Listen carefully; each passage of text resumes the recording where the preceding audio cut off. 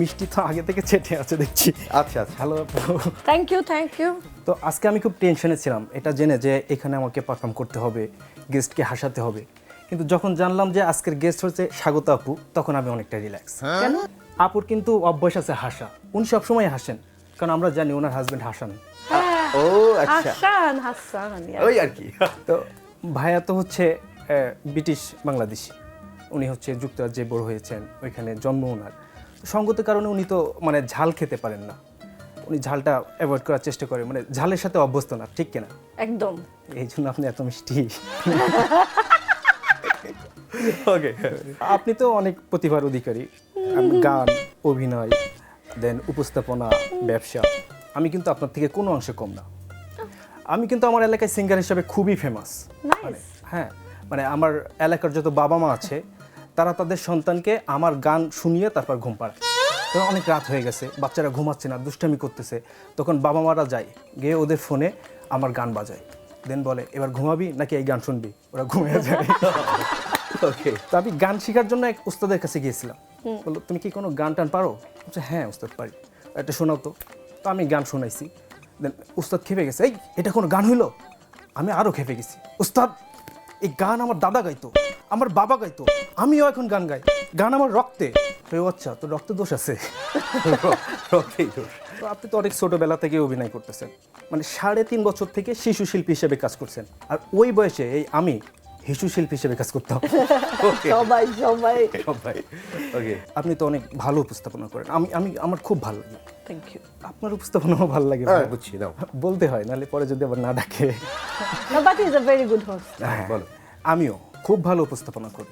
আমি যখন উপস্থাপনা করতে উঠি, মানে আমার কিছু বলাই লাগে না, আমাকে দেখেই দর্শকরা মানে হাতে তালি দিয়ে ফাটায় ফেলে। হ্যাঁ, আমি স্টেজে উঠছি, মাইক্রোফোনটা কেবল আমি মুখের কাছে ধরছি, কোনো কথা বলতেছি না, দেখি দর্শক হাতে তালি দিতেছে। পরে বুঝলাম আমি যে ভয়ে কাঁপাকাঁপি শুরু করছি, এইটারে ওরা ব্রেক ডান্স ভাবে হাতে তালি দিছে।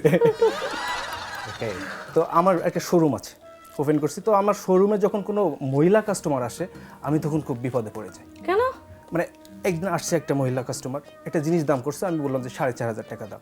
বলছে ভাইয়া, মানে এমনভাবে ভাইয়া বলছে, আমার বাড়ি যে একটা মানে মায়ের পেটে বোন আছে, আমি এর কথা ভুলে গেছি। হ্যাঁ, তারপর বলতেছে ভাইয়া আমি না আপনার এইখান থেকে রেগুলার শপিং করি, দীর্ঘদিন যাবত আপনার এইখান থেকে শপিং করতেছি, আমার কাছ থেকে একটু কম রাখেন প্লিজ। আপু আল্লাহরে তো একটু ভয় পান, গতকালই আমি এই শোরুম ওপেন করছি। তবে আমি একটা জিনিস শিখলাম আপনার কাছ থেকে, যে কোনো জায়গায় কিছু কিনতে গেলে বলতে হবে ভাইয়া। এত প্রতিভা আমার এর ভিতর থেকে, এই যে আমি মানুষ হাসাই, কমেডি করি, কেন জানেন? কেন? কারণ এই মানুষ হাসানো প্রতিভাটা আমার গড গিফটেড, মানে জন্ম থেকে। আমি জন্মের পরে আমার সাইজ দেখে আমার প্রতিবেশীর হাসছিল, কতটুকু ছিলেন আপনি? মানে একদম রোগা পাটকা, মানে খুবই ছোট। এরপর আমার ছোটবেলায় আমার মার্কশিট দেখে আমার বন্ধুরা হাসতো, আমি বড় হওয়ার পরে আমার মানিব্যাগ দেখে আমার গার্লফ্রেন্ডরা হাসতো, তারপরে এখন যখন আমি কোনো স্টেজে পারফর্ম করতে উঠি, আমার সাহস দেখে প্রডিউসাররা হাসে।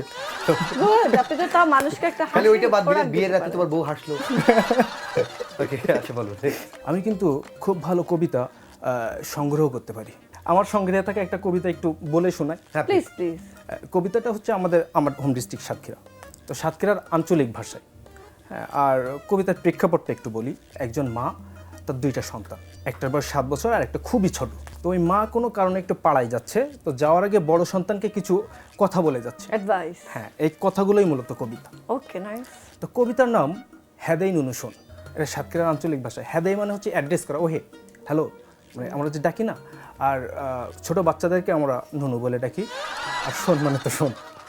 তার মানে ছোট বাচ্চাকে ডেকে বলতেছে, হ্যাঁ এ নুনু তুই কনে জাতি, এদিকে একটু শোন, গাংবাড়ে যাইস না জন, এখন বলো গুণ, সন্ধিবেলায় ভিটির পরে খেলা করার শেষে দলক আসলি যাবদি কাপড় তুলি রাখিস ঘরে, মোড়ে গিয়ে দোকানের তে কিরাসিন কিনে নেছিস, হেতনি বসি টেমি ধরাই ধুমার মতন পড়িস, এই কদবানুর একটা সাবাল হই দেখতে জাতি পাড়ায়, তোর আব্বাজানো টর্চ লাইট নিয়ে পথের মুখে দাঁড়ায়, এই নুনুর একটু দেখি রাখিস, খিতামান্দুর ভাষায় না জন, কি করতে বুঝতে পারতি, এ ভালো করি শোন, এই গুলির কৌটু চালের পাতায় তোর আব্বা আসলি দিস, হ্যাঁ সময় ধরে কি করলাম বুঝতে পারিস? বাহ, বুঝতে পারছেন কি আমি বললো? বোঝার চেষ্টা করেছি, অনেকখানি বুঝতে পেরেছি, তবে একটা জিনিস রিয়েলাইজ করলাম, আমরা তো প্রায় খুলনা বা সাতক্ষীরার ভাষায় অভিনয় করি, আমাদের ভাষা তো হয় না। হ্যাঁ এটা অরিজিনাল। বাহ, দারুণ দারুণ দারুণ। সব তো ভালো লাগলো, শেষটা তো আরো দারুণ লেগেছে। আপনার কেমন লাগলো এই মিষ্টিগুলো? অনেক ভালো লেগেছে।